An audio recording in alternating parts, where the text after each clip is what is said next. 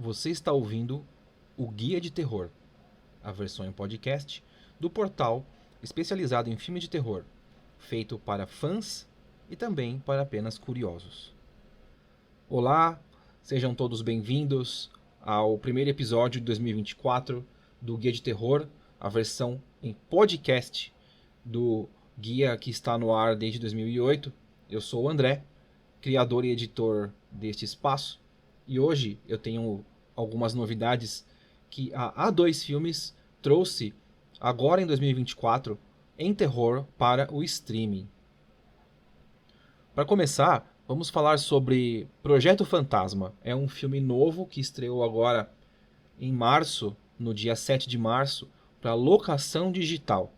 É uma produção independente, é um filme feito com poucos recursos, mas você nota que ele tem uma grande qualidade visual, bastante dedicada a efeitos simples para dar sustos.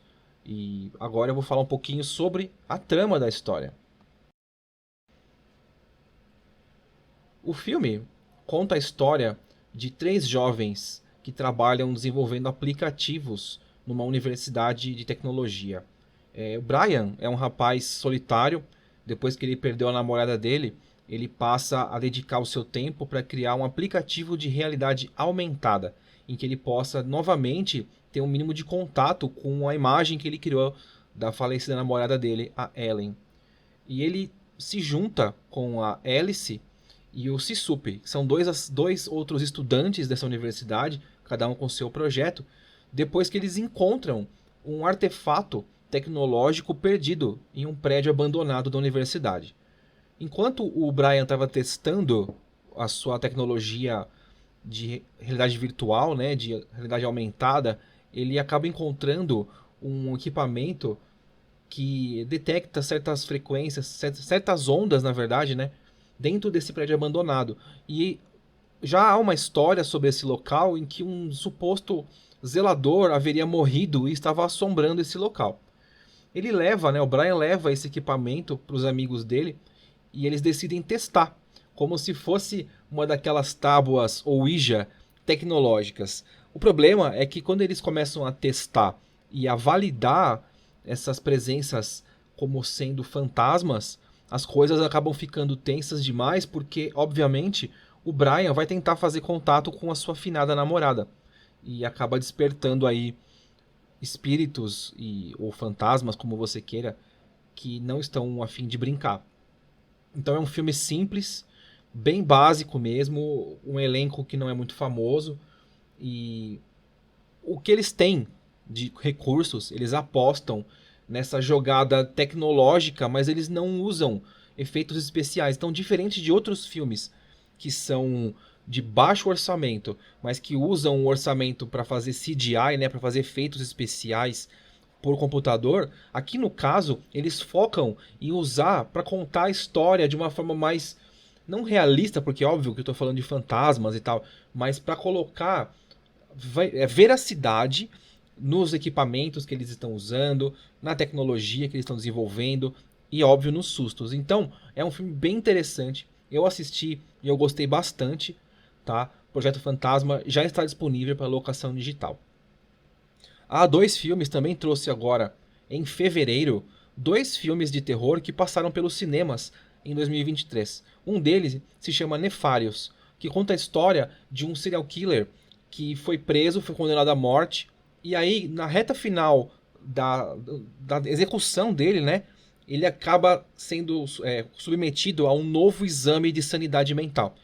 Esse exame determinaria se ele deveria ser executado por ser um assassino confesso e consciente do que faz, ou se ele tem um transtorno que o isenta da pena de morte. E no caso, ele tinha um psiquiatra que o acompanhava e que esse psiquiatra morre misteriosamente, sendo substituído por um outro médico.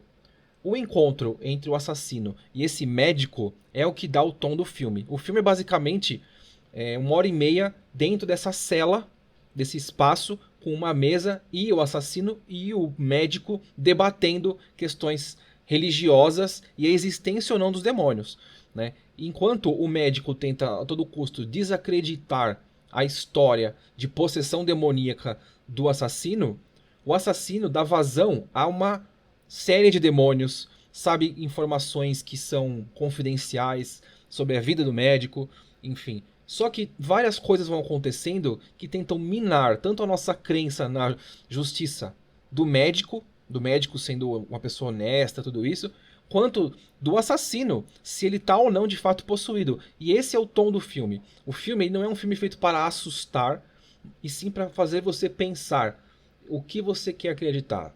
Que existem demônios que movimentam a vontade do mal, digamos assim, ou se você acredita que são pessoas que usam isso como justificativa para cometer atrocidades. Eu não vou entrar no mérito do final do filme, mas o filme tem bons sustos, tem uma dinâmica interessante, ele tem uma pegada mais religiosa e menos terror, mas ainda se qualifica como um filme de terror. O Nefarious está disponível para locação digital e logo logo deve estar disponível também no Prime Video para quem tem assinatura. E o último filme desse episódio de hoje também é da A2, né, da A2 Filmes, também foi para os cinemas em dezembro e chama-se O Malvado, Horror no Natal. É um filme que é uma paródia do Grinch, né, aquele famoso serzinho verde que não caiu em domínio público ainda nessa história e hoje ainda dá processo se outros filmes, outros autores evocarem, né, os elementos. Então a gente tem a história desse ser verde, que é interpretado pelo mesmo ator que fez o Art, o Palhaço, na série Terrifier, que é um filme, são 3 filmes na verdade, né, o terceiro ainda não foi lançado, está em produção, mas o primeiro e o segundo chocaram mesmo de violência e tal, e o personagem do Art, né, o ator que faz o Art, ele traz um Grinch com uma pegada bem ácida, assim, né? Bem, um humor bem físico, bem mímico, assim, né? E conta a história de uma moça que viu a mãe dela ser morta pelo Grinch. Essa menina, ainda na infância, né? Achava que era o Papai Noel, porque o moço estava vestido de Papai Noel. E, acidentalmente, a mãe da menina morre. E aí ela passa a amaldiçoar o Natal. E aí ela vai embora da cidade, né? Ela vai viver a vida dela longe de lá. Anos depois, ela acaba tendo que voltar à cidade para resolver algumas questões burocráticas da herança dela. E o pai dela vem com ela, tal. Só que quando ela chega na cidade, ela percebe que a cidade não celebra mais o Natal. Eles estão no meio do feriado de Natal e não tem uma árvore, um adereço, nada. E eles são parados pela polícia justamente porque o carro deles tem enfeites de Natal.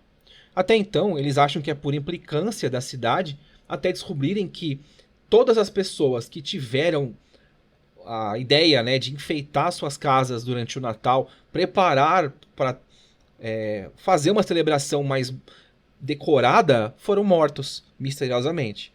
Então, o pior acontece, o pai da moça morre, né, o Grinch aparece e mata o pai.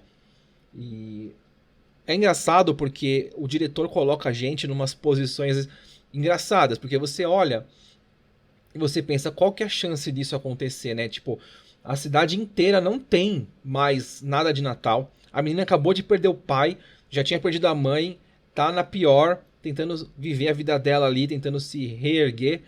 E aí, de repente, um ônibus cheio de universitários comemorando o Natal quebra na cidade. Prato cheio pro nosso vilão ir lá e fazer a festa. Então, o filme inteiro é isso. Eles vão colocando a gente em situações que você sabe que são completamente sem sentido, são completamente desnecessárias, aleatórias, como o cenário, né? O plano de fundo para que o Grinch apareça e faça mais vítimas. E sempre com um humor ácido, uma piada mais forte, assim, sangue pra todo lado, nojeiras, enfim. É um filme que não é pra todos os gostos, mas é um terror com comédia feito para divertir. Na mesma toada do Todo Mundo em Pânico, por exemplo, com menos comédia, né, a comédia escrachada, com tons sexuais, por exemplo, que era o tom dos anos 2000, voltando mais agora para a violência mesmo, a violência escrachada com cabeças esmagadas, braços arrancados,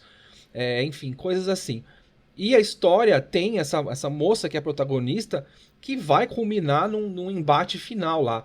Porém, é também um fim falso, assim, um fim fajuto, feito pra gente dar mais risadas assim incômodas.